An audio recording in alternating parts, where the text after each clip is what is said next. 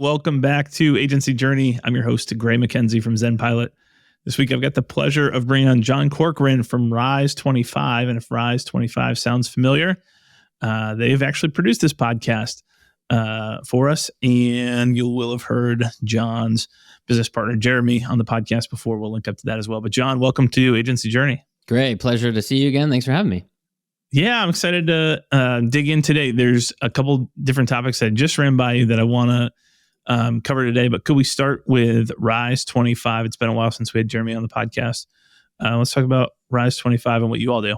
Yeah, sure. So Rise 25 is we don't always call ourselves an agency because we have a technological platform that we built, a digital platform as well. But effectively, we are an agency, and we help B2B companies to get clients, referrals, and strategic partnerships with done-for-you podcasts and content marketing. And Jeremy started his podcast in 2008. I started mine a bit later in 2010, and we've been doing it ever since. And we built an amazing team of over 50 people all around the globe, and we're really focused on B2B companies and agencies and helping them to use a podcast to have amazing conversations, just like you do.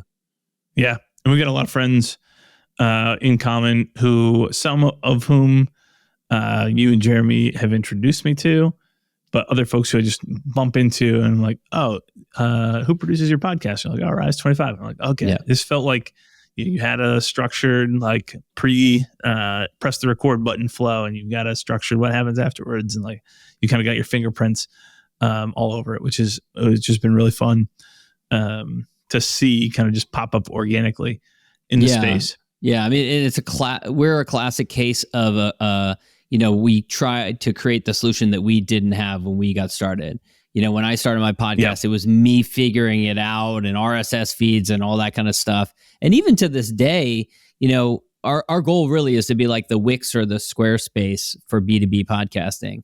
It used to be 25 years ago, it's hard to start a website, build a website. Now there's Wix or Squarespace, different, solutions. And that is not the case in B2B podcasting, and so that's really what our goal is. Yeah, can we talk about the podcasting format for a little bit? Like we've had James Carberry on the podcast, and he has written, he put out kind of a whole book and whole series of content around kind of this interviewing folks who you'd like to be your clients at some point, and kind of using podcasts as a way to get in front of folks. And there's a handful of different ways to use the interview format to make sense. But he's talked, and we've gone back and forth on some different podcast formats. Have you seen a shift in either preferences or like your own personal preference in terms of how podcasts are formatted? Do you still like the largely interview-based format, more commentary-based? Like, what are you seeing working now or that you personally are into? Look, I mean, way before the word podcast was even a thing, there were people around fires in rural communities having conversations. I think we're hardwired for a two-way conversation between two people. And it's far more interesting to listen to two people having a conversation than to have one person just boring on, one voice, one lecture, that sort of thing. In addition to the fact that from a creator's perspective, those types of podcasts don't last very long. If you try and start a podcast where it's just you talking into a microphone, they're very rarely do they last very long. So yeah, I think that interview format episodes where there's two people having a intelligent conversation on a variety of different topics, for sure, I don't see them going away at all. And there certainly have been other forms. There's talk shows, there's radio, there's ham radio. There's been all kinds of different mediums. Podcasting is just the newest technology to embrace that form or that style of content. Yeah. Is there any commonality you get to see in startup a lot of podcasts as well? I'll ask you, what's more common? I assume it's more common if folks already have a podcast and they bring it to you because they're struggling to get it out, but maybe that's not. Is it more common that you're launching a show or that you're taking over someone's show? Yeah, it's actually probably about 80 to 90% don't have a show and are launching a show. Oh, interesting. There's plenty of people that started a show and then gave it up a couple years ago and they want to give it a try again. They enjoyed parts of it and didn't like other parts of it. In fact, that's a very common scenario where people just didn't enjoy, doing the show notes themselves or doing the editing themselves or uploading it to their website. And frankly, if they have a B2B business with a high client lifetime value, they shouldn't be spending their time on that anyways. And so those types of, if you put all that stuff on your shoulders, you're more likely to fail. So there are a lot of people that have started a show before and then gave up on it and want to give it another go. Yeah, that makes sense.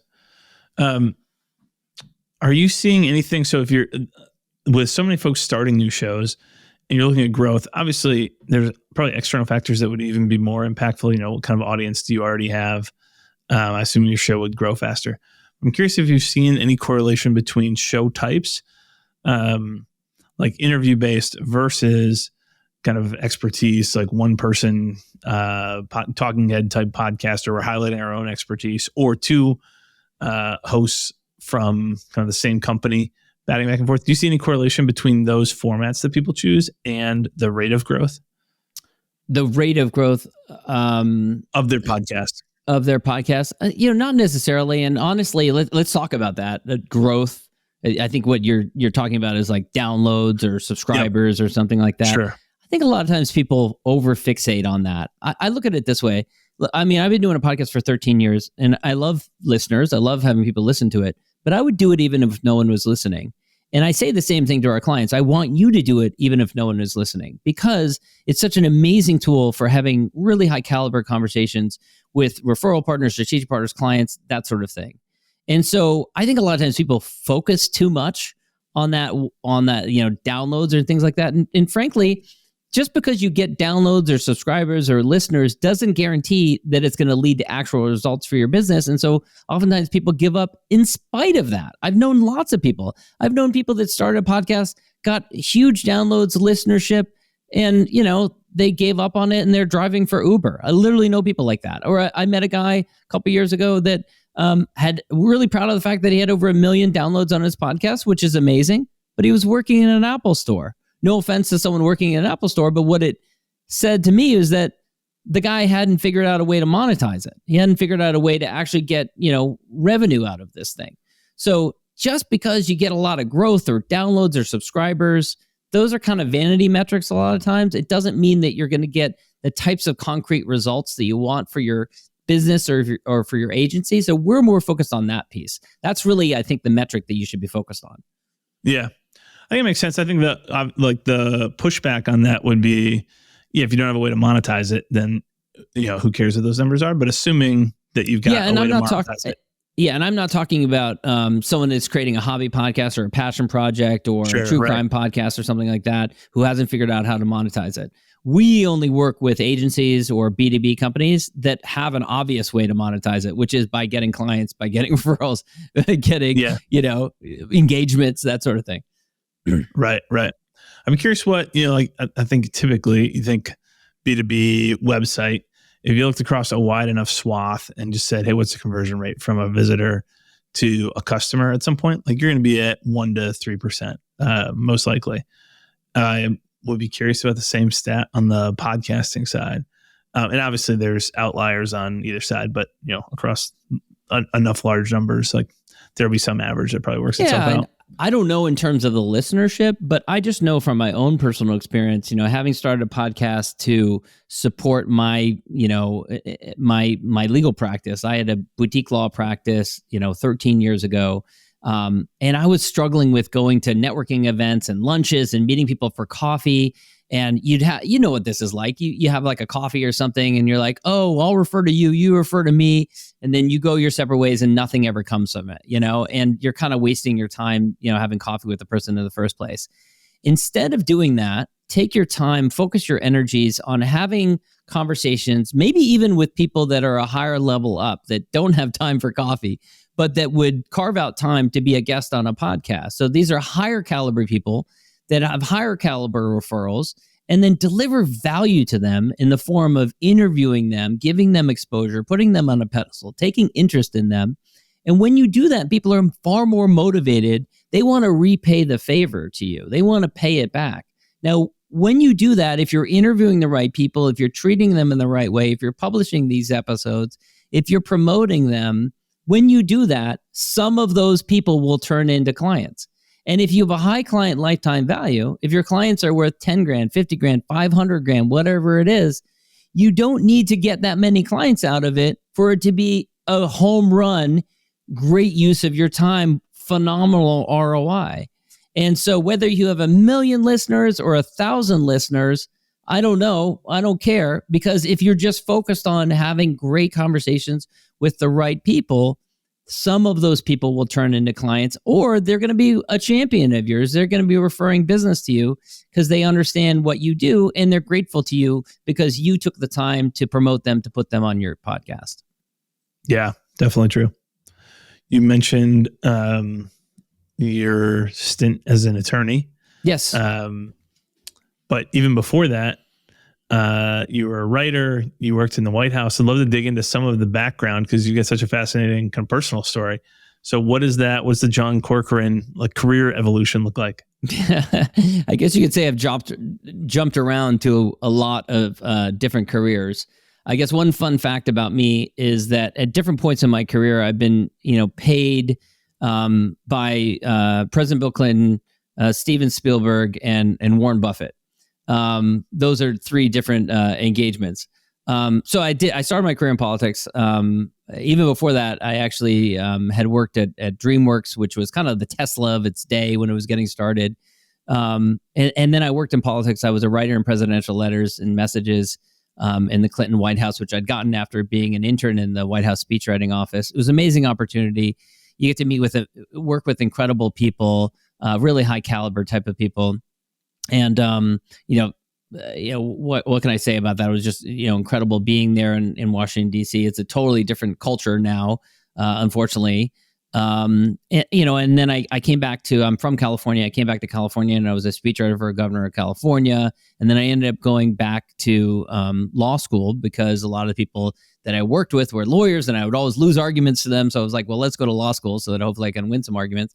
And then I did that for a couple of years, and that's what drew me into podcasting. As I was looking for some kind of tool that would support my business, which wasn't very big at the time, that would get me into high caliber conversations with the types of potential clients and referral partners that I wanted to be talking to. I wouldn't have to waste my time going and talking to tire kickers and going to coffees and stuff like that. So that's how I ended up getting into the world of podcasting. Wow. And was treating podcasting as a business, was that you and Jeremy, I don't actually know this part of the story. You had both started doing that independently, or was that independently? Yes. Yeah. Really? So he had started before me around 2008. He also was senior producer for one of the very early business podcasts, put a lot of their systems in place. Later people like, Tim Ferriss and others, actually, modeled much of the work that he put in place early on. And so some of the very successful business podcasts that are at the top of the charts today modeled some of the early work and systems and processes that he put in place very early on. But he started his podcast in 2008. I started mine in 2010. Been doing it ever since. But he and I had started a different business together. We were doing more events together around the country at different conferences. And I frankly was tired of traveling around, having to get on a plane in order to get paid. And I was seeing the success he was having with his podcast. He'd put much better systems in place. I was the bottleneck with my podcast was preventing me from getting episodes out. And there was a year where I put out no episodes. I did interviews, but I didn't put any episodes out. And I turned to him. I was like, can you help me put better systems in place? Which he did. And the very next year I put out 52 episodes, 1 per week. It probably was less time consuming and certainly got much better results for me. And so after that, we had more people coming to us and asking us, hey, can you help me to start a podcast? And of course, people were focused on the wrong things. They were like, I just need to know what microphone to buy. That's all I need to know. And it was like, that's not the biggest challenge that you have.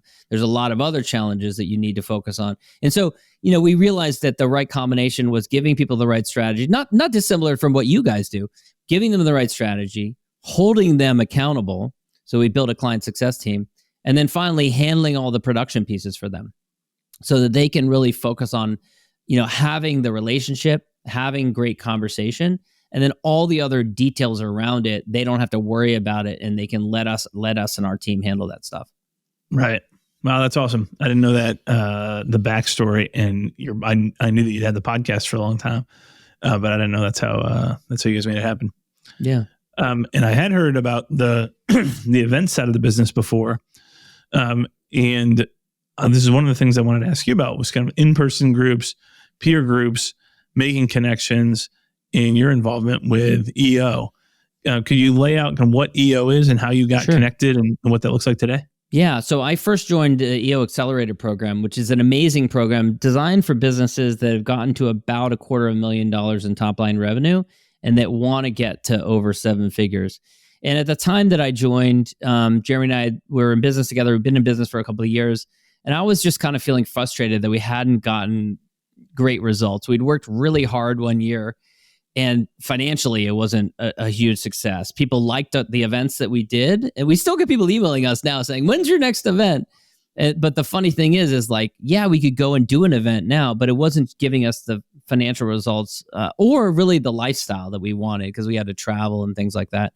And so, we joined Accelerator program. It's an amazing program. I did it for 3 years, and it really helped us to really focus our business on what we should be focusing on, strip out other stuff that we shouldn't be doing, and then eventually graduate into EO. And EO is a global peer-to-peer community, about 18,000 members worldwide in 100-something different countries.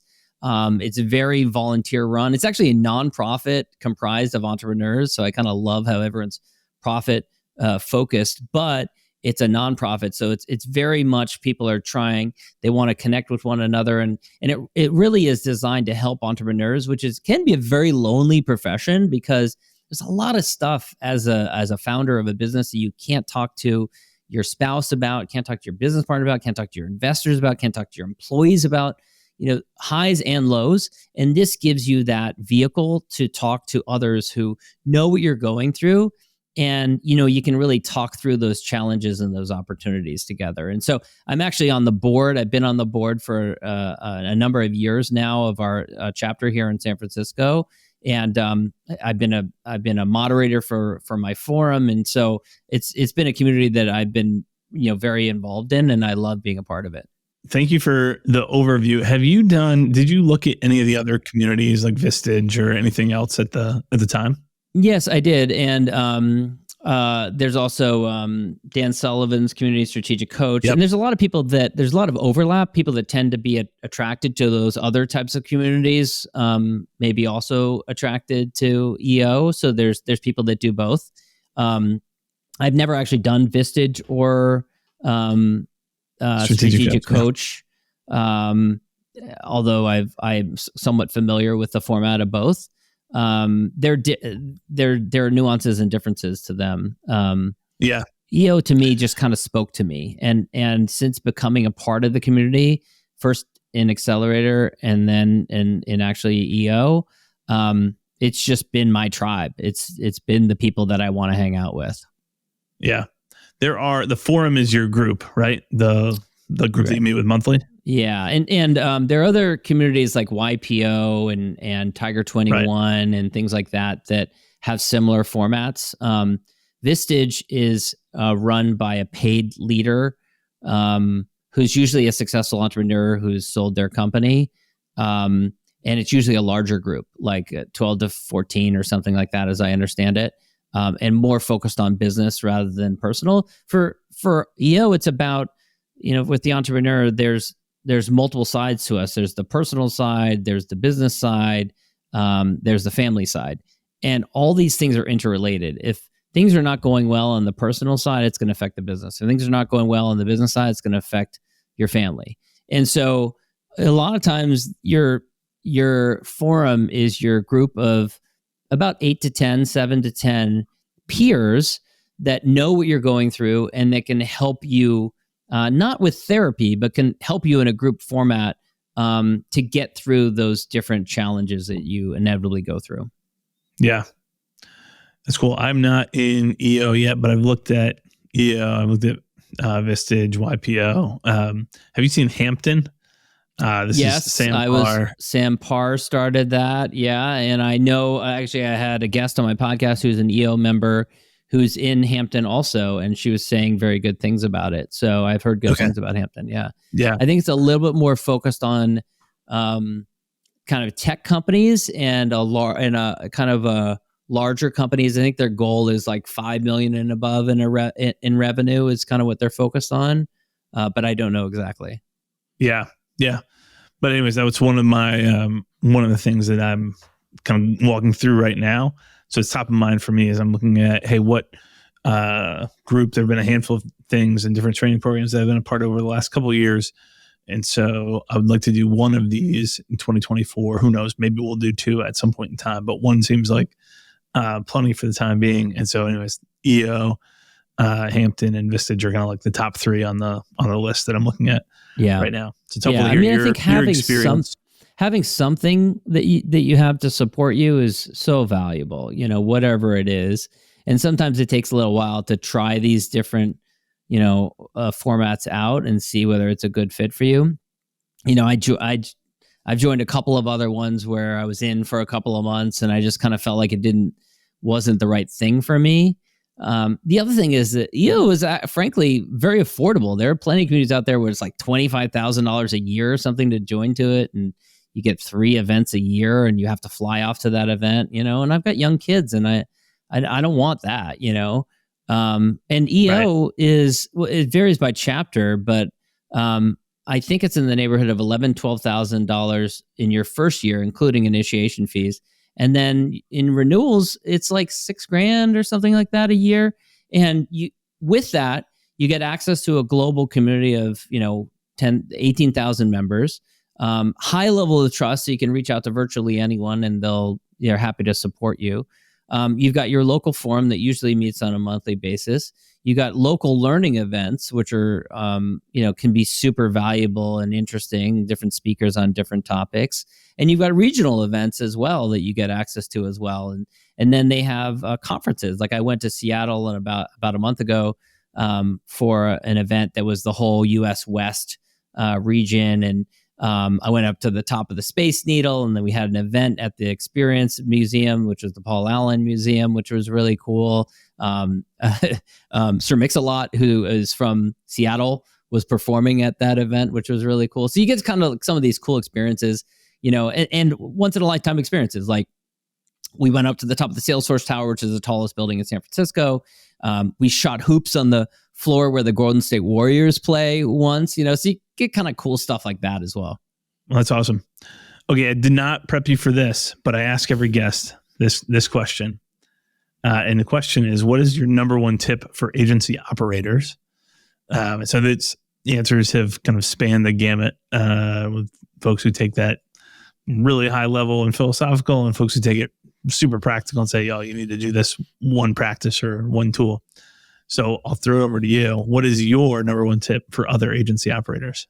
Well, at the risk of sounding self-serving, I guess I would say, do what Gray is doing right here, which is create content, but also use it as a tool for networking and delivering value to the people that you want to meet and have conversations with. And it doesn't have to be hard. In fact, I firmly believe that if you do it right, it'll save you time for many different reasons. But I highly recommend doing that and being strategic. So I went from, before I was doing this, where I was growing my network rather haphazardly with any other lawyer in my community who was not so busy that they would decline an invitation to go to coffee with me, which didn't really help my business at all. 2, creating content that lives on forever on the interwebs, and using that as a tool to get higher and higher caliber conversations. And, I've had everyone from the co-founder of Netflix to Kinko's to the founder of EO on my podcast. And, you can't just reach out to those people and say, hey, I'm curious about you. Will you hop on a Zoom call with me so I can ask you questions? But when you're doing it for the purpose of creating content that gets distributed across the interwebs, it's an amazing tool for getting those types of people to say yes to have a conversation with you. And then that gives you the opportunity to get to know them in a deeper way. Right. That's a great tip. Well, I'll make sure that we link to the website, the Rise 25 site. But John, where else should we point people to follow you, your journey, and what you all are up to? Yeah, Rise 25 is great. Smart Business Revolution is the name of my podcast. And Dr. Jeremy Weiss, my business partner, he mentioned his is called Inspired Insider. We got a couple of other podcasts which you can check out on our website as well. And happy to answer any questions. You can connect with me on LinkedIn or email through the website, and happy to answer any questions. That's perfect. We'll put all those in the show notes. John, this has been awesome. Thanks for joining me today on Agency Journey. Thanks, Trey.